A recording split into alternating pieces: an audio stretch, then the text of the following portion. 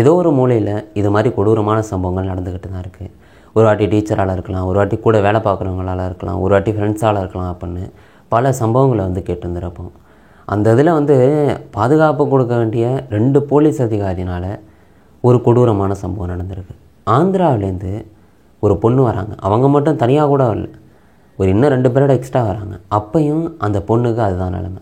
2 police அதிகாரிகள் அப்படின்னு கேட்கும்போது ஒருத்தங்க பாதுகாப்பு கொடுக்க வேண்டியவங்களே இந்த அளவுக்கு கொடூரமான செயலை செய்கிறாங்களே அப்படின்னு தாங்க தோணும். அப்படி என்ன தான் திருவண்ணாமலையில் நடந்திருக்கு, அதை பற்றி தான் இந்த வீடியோவில் பார்க்க போகிறோம். எல்லாருக்கும் வணக்கம், நான் பாலாஜி பேசுகிறேன். முதல்ல இந்த சம்பவம் ஆரம்பிக்கிறது செப்டம்பர் 29 அன்றைக்கி வந்து ஆந்திராவில் ஒரு குடும்பம். அந்த குடும்பத்தில் அம்மா ஒன்று, பொண்ணு ஒருத்தங்க. அந்த பொண்ணுக்கு 19 வயசு ஆகுதுங்க. 2 பேரும் திருவண்ணாமலை கோயிலுக்கு போகலாம் அப்படின்னு முடிவு பண்ணுறாங்க. இவங்க வந்து பஸ்ஸில் போகணும் அப்படிலாம் நினைக்கல.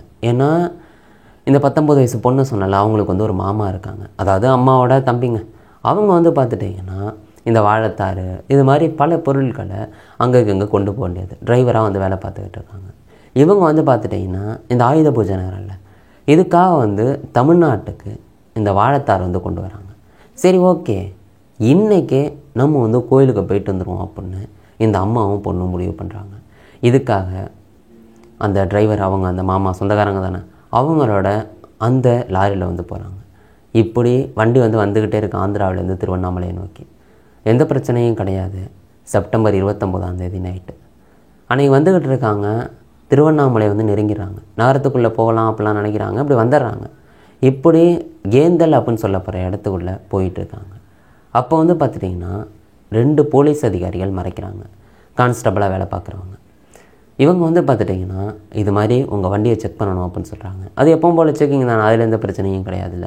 அதெல்லாம் செக்கிங் பண்ணுறாங்க. ஆனால் அதுக்கப்புறம் சொல்கிறாங்க, வண்டியில் 2 பொண்ணுங்க இருக்காங்க, எங்களுக்கு என்னமோ சந்தேகமாக இருக்குது, இறங்குங்க அப்படின்னு சொல்கிறாங்க. 3 பேர் கீழே இறங்கிருக்காங்க. இப்போ விசாரணை வந்து அந்த 2 கான்ஸ்டபிள் நடத்துகிறாங்க.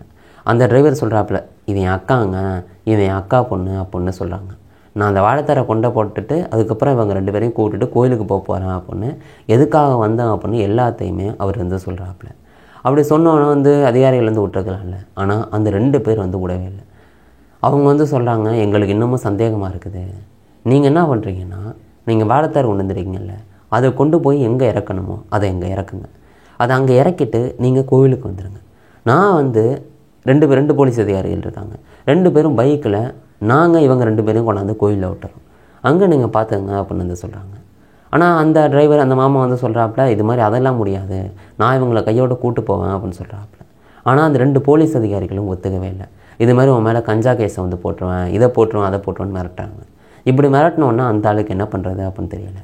இந்த 2 போலீஸ் அதிகாரிகளும் தன்னோட 2 பைக் எடுத்துகிட்டு வந்து, ஒரு பைக்கில் அம்மாவையும் இன்னொரு பைக்கில் அந்த 19 வயசு பொண்ணையும் கூப்பிட்டு போகிறாங்க. அந்த மாமா அவர் வந்து பார்த்துட்டிங்கன்னா வண்டி எடுத்துகிட்டு போகிறாப்புல, அவரு கொண்டு போய் வாழைத்தாரை வந்து இறக்குறாப்புல. இந்த 2 போலீஸ் ஆஃபீஸரும் கோயிலுக்கு கூட்டுட்டு போவாங்க. அந்த ஏந்தலில் மக்கள் நடமாட்டம் கம்மியாக இருக்கிற இடத்துக்கு கூப்பிட்டு போகிறாங்க. விடிய காலம் ஒரு 2-2:30 போகிறாங்க. இப்படி கூட்டுட்டு போகிறவங்க வந்து பார்த்துட்டிங்கன்னா அங்கே வந்து மிரட்டுறாங்க. 2 போலீஸ் அதிகாரிகளும் இந்த 2 பேரை மிரட்டுறாங்க.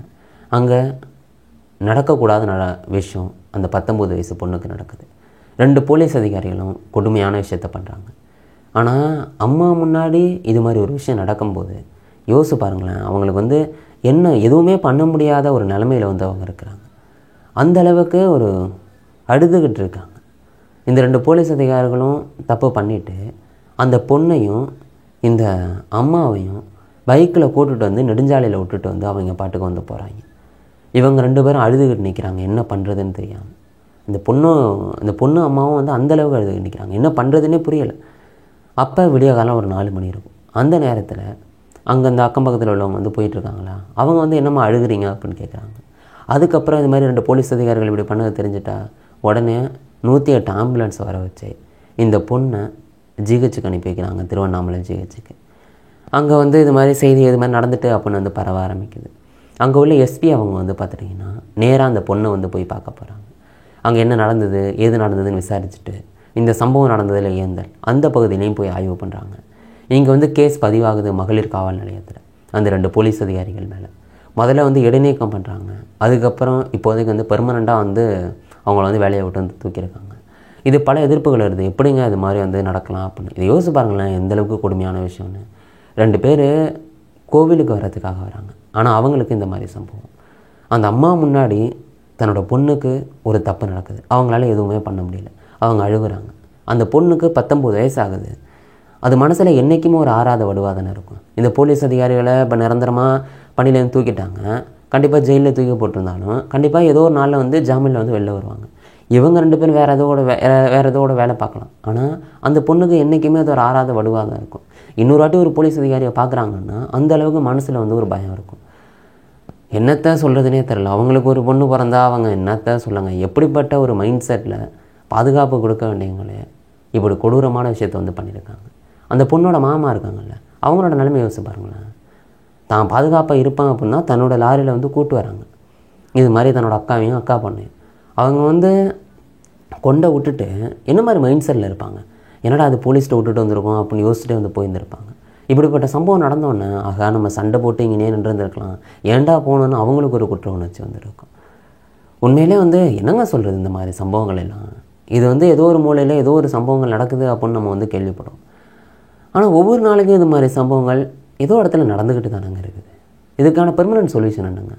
என்ன மாதிரி தண்டனை கொடுத்தா இந்த மாதிரி சம்பவங்கள்லாம் குறையும்னு நினைக்கிறீங்க? உங்கள் மனசுக்கு என்ன தோணுதோ அதை கீழே கமெண்ட் பண்ணுங்க. நாளைக்கு ஒரு வீடியோவில் நான் உங்களை வந்து சந்திக்கிறேன். Bye guys.